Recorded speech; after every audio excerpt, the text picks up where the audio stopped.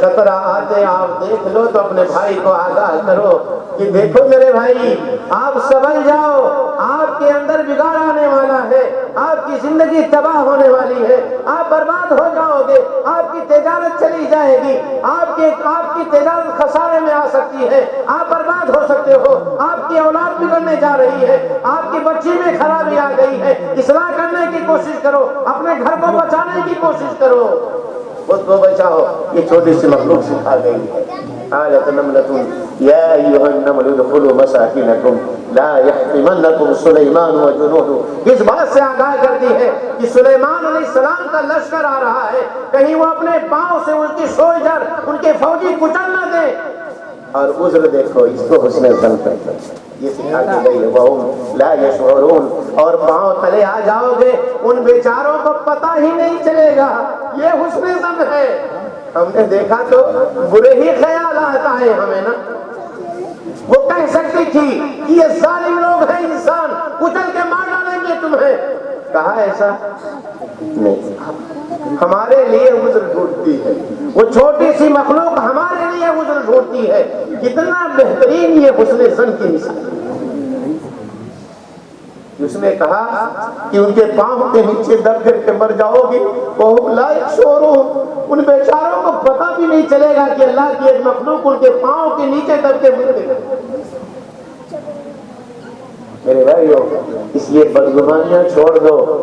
جن لوگوں نے اپنی زندگی بدگمانیوں میں گزارنا شروع کر دی وہ ہلاک ہو گئے ہیں۔ اور یہ بدگمانیاں اتنی خطرناک ہیں میرے بھائیو کہ اللہ کے رسول صلی اللہ علیہ وسلم کی عزت تک کو للکارا ہے اسی بدگمانی۔ اما عائشہ رضی اللہ تعالی عنہ کا قصہ آپ میں سے کون نہیں جانتا ہے؟ واقعی اللہ تعالیٰ نے کہا لولا اذ سمعتموہ ظن المؤمنون والمؤمنات بانفسہم خیرا۔ یہ بات آپ کے کانوں سے جب ٹکرائی تھی تو آپ کے اندر حسن ظن کیوں نہیں پیدا ہوا تھا؟ یہ طاہرہ، یہ مطہرہ، یہ پاک دامن، یہ اللہ کے رسول صلی اللہ علیہ وسلم کے لیے جس خاتون کا انتخاب رب نے کیا ہو، اس کے بارے میں آپ نے کیسے یہ سوچ لیا کہ ان کے اندر بچن نہیں آ سکتی ہے؟ یہ گمان تک کیسے آپ کے اندر آ گیا ہے؟ نبی صلی اللہ علیہ وسلم کی عزت سے اسی بدگمانی نے کرا دیا۔ میرے بھائیو، اس لیے اس بدگمانی سے بچو۔ یہ بدگمانی نہ جانے کیا کیا کرا ڈالتی ہے۔ یہ نفرتیں اور حسد کی آگ آپ کے سینے میں جلا کر کے رکھے گی، اور نفرتوں کا یہ سلسلہ جب میرے بھائیوں، اور نفرتوں کا یہ سلسلہ ایک واقعہ سن کر کے چلے جائیے گا اور اس کو اپنے دل میں اتارنے کی کوشش کیجیے گا۔ حضرت عمر بن خطاب رضی اللہ تعالی عنہ کا زمانہ ہے۔ ترجمہ پہلے آج کا سن لیجئے۔ ایک پانچواں تو آپ نے سنا کہ بدگمانی سے بچیے، اس کے بعد کہا وَلَا تَجَسَّسُوا، لوگوں کے عیوب کے ٹٹولنے میں، جس کو ہم لوگ اپنے دیہاتی بھاشا میں دھکاری لگنا بولتے ہیں۔ کیا بولتے ہیں؟ دھکاری لگنا بولتے ہیں، اس سے بچیے۔ کیا کون بول رہا ہے، کون کیا کر رہا ہے، کون کیسے کما رہا ہے، کیا کر رہا ہے، اس کا حساب لینے والا اللہ تبارک و تعالیٰ ہے۔ وَكَفَىٰ بِنَا حَاسِبِينَ، اللہ تعالیٰ کافی ہے ہمارے حساب و کتاب کے لیے۔ اس نے جو انتظامات ہمارے اعمال کی ریکارڈنگ کے کیے ہیں، دنیا کی ساری مشینیں اس کے سامنے فیل ہیں، ہم کیوں اپنے ایمان کو کے پیچھے خراب کریں؟ وَلَا تَجَسَّسُوا، اس کے بعد کہا وَلَا يَغْتَب بَعْضُكُم بَعْضًا أَيُحِبُّ أَحَدُكُمْ أَن يَأْكُلَ لَحْمَ أَخِيهِ مَيْتًا فَكَرِهْتُمُوهُ، اور کہا کہ تم میں سے کوئی کسی کی غیبت نہ کیا کرے، کیا تم میں سے کوئی یہ بات پسند کرے گا کہ اپنے مرے ہوئے بھائی کا گوشت کھائے؟ فَكَرِهْتُمُوهُ، کبھی پسند نہیں کرو، کبھی نہیں پسند کرو۔ اللہ سے ڈرو، اللہ سے ڈرو، اللہ کے بندو۔ اب آئیے اس پس منظر میں ایک بات بتا دیتا ہوں کہ جب یہ ساری چیزیں، یہ ساری خرابیاں ہمارے سینے میں جنم لے لیتی ہیں اور ہمارا دل اس طرح کی خرابیوں سے جب آباد ہو جاتا ہے، تب کیا کہلاتا ہے، کیا ہوتا ہے؟ اللہ کے نبی کریم صلی اللہ علیہ وسلم کے ایک ایسے صحابی جن کے بارے میں نبی کریم صلی اللہ علیہ وسلم نے دنیا میں جنت کی شہادت دی ہے، جن کے بارے میں نبی کریم صلی اللہ علیہ وسلم کی 3 دن کی لگاتار مجلس جنت کے جنتی ہونے کے بارے میں لاگو ہوئی۔ اس دروازے سے جو آئیں گے وہ جنتی ہوں گے۔ بولو کون تھے وہ؟ کون تھے؟ سعد ابن ابی وقاص کون تھے؟ جن کے بارے میں نبی نے کہا غزوہ احد کے موقع پر ارم یا سعد فداک ابی و امی، میرے ماں باپ آپ پہ قربان ہو جائے سعد، آپ تیر چلاتے جائیں۔ اللہ کے نبی کریم صلی اللہ علیہ وسلم نے کسی صحابی کے لیے اپنے ماں باپ دونوں کو اکٹھا قربان کرنے ہونے کی بات نہیں کہی ہے۔ یہ رتبہ بلند ملا جس کو مل گیا ہر مدعی کے واسطے دار و رسن کہاں۔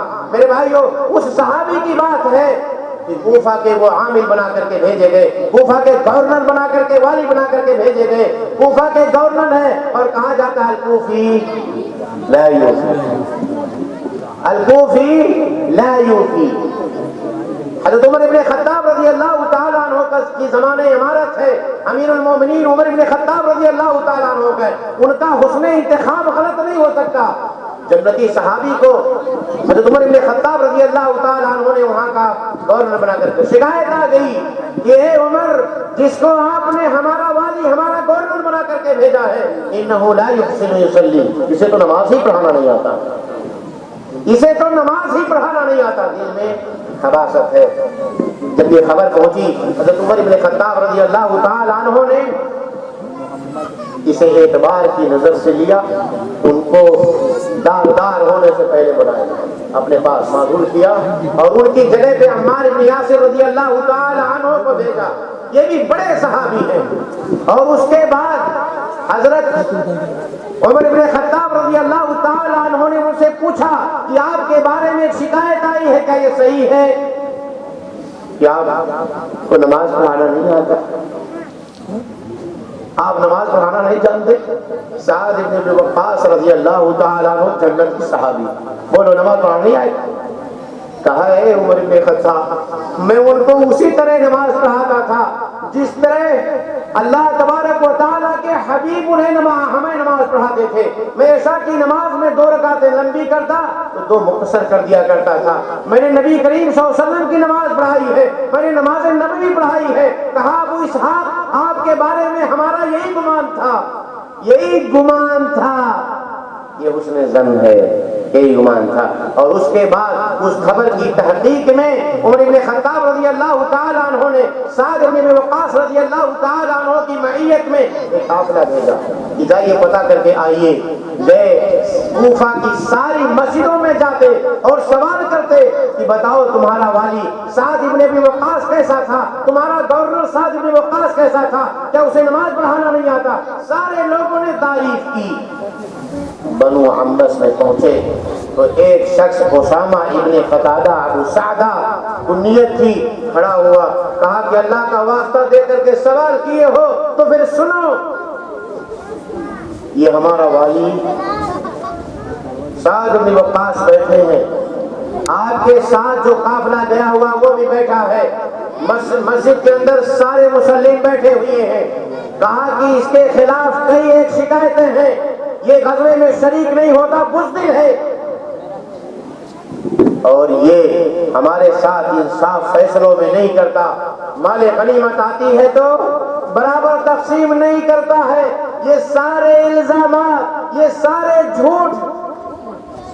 سعد بن وقاص رضی اللہ تعالیٰ عنہ بیٹھ کے سنتے رہے اور اس کے بعد کھڑے ہو کر کے کہا